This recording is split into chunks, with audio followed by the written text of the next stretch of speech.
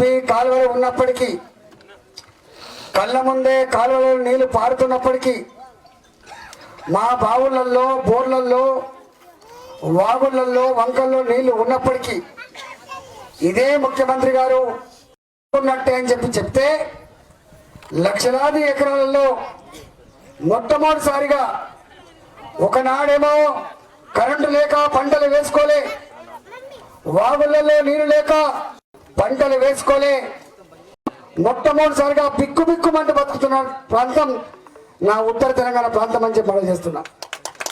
మా దగ్గరనేమో ప్రాంతం అని చెప్పి మనం చేస్తున్నా. ఇవాళ ఏమంటాడు ముఖ్యమంత్రి గారు? ఒకనాడేమో పల్లెలు గొప్పగా ఉండకుండా తెలంగాణ బాగుపడదు, నా పల్లె ప్రజల జీవితాల్లో వెలుగు నింపకుండా బంగారు తెలంగాణ సాధ్యం కాదని చెప్పిన వ్యక్తి కేసీఆర్ గారు. కానీ వారికి తెలవాల్సింది మళ్ళొకసారి గుర్తు చేస్తున్నాం, తెలియక కాదు, గోల్మాల్ చేస్తున్నారు. కాబట్టి ఇవాటికి కూడా తెలంగాణ పల్లెల్లో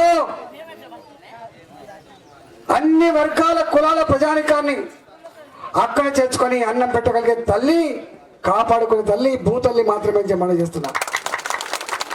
పత్తి పంట పండినా, కంది పంట పండినా, వరి పంట పండినా, మక్క పెరళ్ళు పంట పండినా ఇవాళ అన్ని వర్గాల ప్రజానికానికి ఆదుకునే తల్లి భూతల్లి. ఇవాళ ఐటీ ఇండస్ట్రీ ఉండొచ్చు, వేల కోట్ల రూపాయల సంపద రావచ్చు, పరిశ్రమలు స్థాపించవచ్చు.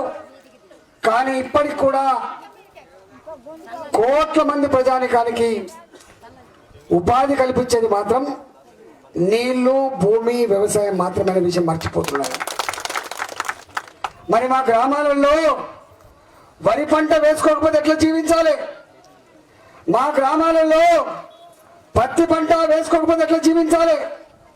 మా గ్రామాలలో మక్క పంట పండకపోతే మేము ఎట్లా జీవించాలి? మరి ముఖ్యమంత్రి గారు ఇంటికో నెలకు 5,000 రూపాయలు ఇస్తాడా? ఇప్పటికైతే ఇచ్చిన మాటలు ఎక్కడ అమలు కావట్లేదు. మీకు చెప్పిండు ఆనాడు ఎలక్షన్లో 2018లో మేనిఫెస్టోలో పెట్టిండు, తెలంగాణ పల్లెల్లో 60 సంవత్సరాల తర్వాత ముసలి వాళ్ళు బతకలేకపోతున్నారు, బతుకుతలేని వాళ్ళు చనిపోతున్నారు.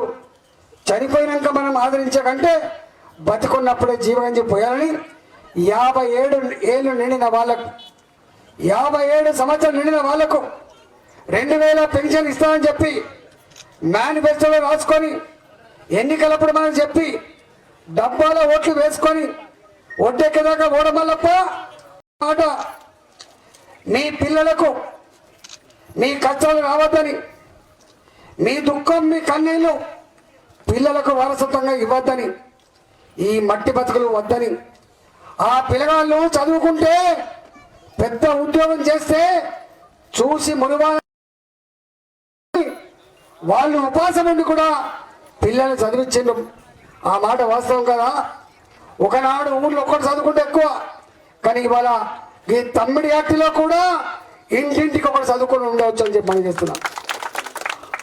ఈ ఒక్క ఊర్లో 100 మంది గ్రాడ్యుయేట్ చదివిన వాళ్ళు ఇక్కడ నిరుద్యోగ బిడ్డలుగా ఉన్నారు. ఏమని చెప్పిండో, ఆ తల్లికి తండ్రికి భారం పడకుండా ఈ పిల్లలు ఉద్యోగం వచ్చేంత వరకు, కాంపిటేటివ్ ఎగ్జామ్స్ రాసేంత వరకు తల్లి మీద తండ్రి మీద భారం పడకుండా నెలకు 3,016 రూపాయలు ఇస్తామన్నమాట వాస్తవా కాదా ఒకసారి చెప్పండి. ఇచ్చిండా? మరి ఈ ఊర్లో ఉన్న నిరుద్యోగ బిడ్డలారా, మీకెవరికైనా 3,016 రూపాయలు వచ్చినాయా? రాలేదు. అది కూడా గట్టే ఉన్నది, అది కూడా గట్టే ఉన్నది. మాటలేమో గొప్పగా ఉంటాయి, చేతలు మాత్రం అన్నట్టుగా ఇవాళ ముఖ్యమంత్రి గారి మాటలకు చేతలకు పొందన లేదు. ఇవాళ ముసలి తల్లులకి, నిరుద్యోగ బిడ్డలకి ఎట్లా మోసం చేసిండో రైతాంగాన్ని కూడా మొట్టమొదటిసారిగా మోసం చేసి ఉపాధి లేకుండా ఏమైంది బిడ్డ, వ్యవసాయం ఉంటుందా లేదా, వడ్లు కొంటారా లేదా, వడ్లు కొనేదాంట్లో కూడా కిరికిరి చేస్తాడు. ఈ దేశంలో తెలంగాణ ఒక్కటి మాత్రమే లేదు, మీ పక్కకే మాసం ఉంటుంది, సమస్య లేదు. వడ్ల సమస్య ఎదుర్కొంటున్న ఏకైక రాష్ట్రం తెలంగాణ రాష్ట్రం మాత్రమే చెప్పని చేస్తున్నాం. అందరికి లేని బాధ, అందరికి లేని కష్టం మన రైతులకు ఎందుకు వచ్చిందో, తెల్ల బియ్యం అయితే ఉప్పుడు బియ్యం అవుతుంది. వాళ్ళు ఏమడిగిన కేంద్రం వాళ్ళు, ఈ ఉప్పుడు బియ్యం ఎవరు తింటలేరయ్యా, దొడ్డు బియ్యం కూడా తినే రోజులు వచ్చినాయి. ఏ ఉప్పుడు బియ్యం తినే రాష్ట్రాలు ఏమవుతున్నాయో మీరు ఎన్ని బియ్యమైనా పెట్టండి, తెల్ల బియ్యం తీసుకుంటాం, కానీ ఉప్పుడు బియ్యం మాత్రం వద్దంటే ఉత్తరం రాసిండు. ఈ సంవత్సరం నుంచి మేము ఉప్పుడు బియ్యం పెట్టాం, అన్ని తెల్ల బియ్యమే పెడతామని. ఇవాళ ఎండాకాలంలో పండే వడ్లు మొత్తం నూకలైతాయా? బియ్యం కావా? మిషన్ దొరకగా తారిపోతే కొంత నూకలు అయితే కావచ్చు, ఇంకో 5 కిలోల నూకలు ఎక్కువైతే కావచ్చు, క్వింటల్కి 10 కిలోల నూకలు ఎక్కువైతే కావచ్చు. నూకలు తీసుకుపోయి ప్రాణేంద్ర పోతాం మనం. నూకలు కూడా 19 రూపాయల కిలో చొప్పున అమ్ముతున్న రైస్ మిల్ అడగండి. నూకలు అమ్ముకుంటారు. ₹1 వస్తువు కూడా వేస్ట్ కాదు. బియ్యం వస్తాయి, నూకలు వస్తాయి, పరం వస్తుంది, తౌడు వస్తుంది, పొట్టు వస్తుంది, వరి పొట్టు. ఇక్కడ వస్తే ఇస్తే కింద ఇప్పుడు మిషన్లు కాబట్టి, కళ్ళాలు లేవు కాబట్టి పెద్దగా మట్టి వస్తలేదు ఇప్పుడు. మరి అన్నిటికీ ధర ఉన్నది.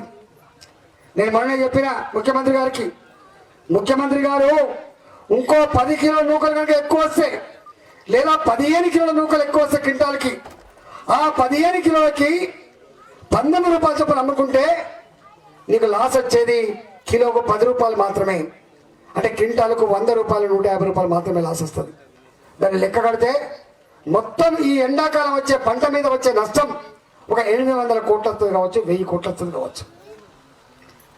కరెంటు ఫ్రీ ఇస్తున్న రాష్ట్రం, ప్రాజెక్టు కట్టిన రాష్ట్రం, రైతు బంధు ఇస్తున్న రాష్ట్రం, రైతు బీమా ఇస్తున్న రాష్ట్రంలో ఇన్ని వేల కోట్లు ఖర్చు పెట్టి ఒక 800 కోట్ల రూపాయల దగ్గర, సంవత్సరానికి ఖర్చు అయ్యే 1000 కోట్ల రూపాయల దగ్గర ఎందుకు రైతుల జీవితాలతో చెలగాటమాడే ప్రయత్నం చేస్తున్న ముఖ్యమంత్రి గారు సమాధానం చెప్పగలవా? రాజకీయాలు చేయదలుచుకుంటే, కేవలం అధికారమే పరమావధిగా బతకదలుచుకుంటే, కుర్చీ లేకుండా బతకలేదు కాబట్టి, అధికారం లేకుండా నీ కుటుంబం బతకలేదు కాబట్టి, ఇక్కడ ఎమ్మెల్యేలు ఉన్నారు, మంత్రులు ఉండవచ్చు. మీకు తెలుసు, స్వయంగా సొంత పార్టీ ఎమ్మెల్యేలే ఇక్కడ గిరిజన పోడు భూములని ఇబ్బంది పెడుతుందని చెప్పి ఇక్కడ ఆందోళన చేసినప్పటికి కూడా దిక్కు దివాళ లేకుండా పోయింది. నేను చెప్పండి, వాళ్ళు కూడా చెప్తాను. మంత్రులకు అధికారం లేదు, ఎమ్మెల్యేలు చెప్తే పట్టించుకున్న లేడు. ఒక్క మాటలో చెప్పాలంటే మాట్లాడాల కేసీఆర్ మాట్లాడాలి తప్ప ఎవరికి అధికారం లేదు. చివరికి అధికార పార్టీలను కూడా జైల్లో పెట్టిన చరిత్ర కేసీఆర్కే దక్కిందని చెప్పి మనం చేస్తాం. కోట్ల రూపాయలు పెట్టి దళిత బంధు గొర్రెల పంపకాలు చేసింది. ఏమైంది అక్కడ? దళిత బంధు ఇచ్చిన, ఓటుకు 20,000 రూపాయలు ఇచ్చిన ఇక నాయకులకు కొనలేదు. ఏది అడుగుతా కానీ పోషమ్మ గుడి శాంక్షన్, మైసమ్మ గుడి శాంక్షన్, ఆర్యసంఘ భవనం శాంక్షన్, ముదిరాజ్ భవనం శాంక్షన్. మా వాళ్ళంతా అడగముందే గుడొస్తుంది, అడగముందే పడొస్తుంది. పడుకోకపోతే ధర్మం ఓడిపోతుంది, కాపాడుకోకపోతే పేదల గొంతుక మూగపోయే ఆస్కారం ఉందని చెప్పి. అందుకే